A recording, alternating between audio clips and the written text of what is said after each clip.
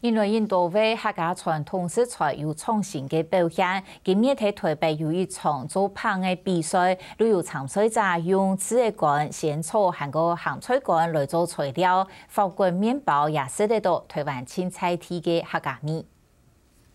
吃起来又香又甜，一种看起来就像 cheese 嘅乱搞嘅甜面包，地背肚包嘅同时面向接上宽度嘅高质料无香香，地肚系客人则从事嘅咸菜干，咸咸甜甜嘅食路，两种吃起来同调搭。韩国另外一种创意欧洲式嘅面包，有参赛者表演吃嘅饼，韩国碰风茶，是多嘅做成系同有客家特色嘅风味。柿子的部分也是我们客家的，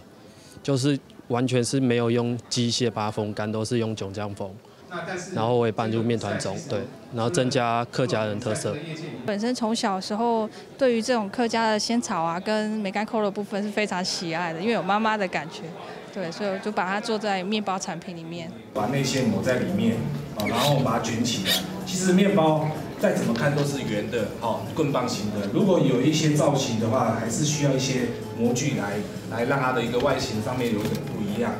同高出现的参赛组参赛者唔但常运用特别的口味来变素样，连面包造型和个食物，咪系评审打分数嘅重点。主办单位将来个天年会代表台湾去法国参加世界面包比赛嘅客家厨师陈佑之到现场点数二。其实台湾食材真的同多，像我也包去法国比赛，其实我都选了同多台湾的在地食材去法国比赛。其实像法国和欧洲。他们在地夹到的水果嘛，介好无台湾好食，所以我会请一些台湾的水果去国外比赛。廿八嘅比赛作品用嚟同到台湾嘅农产品，评审都同陈述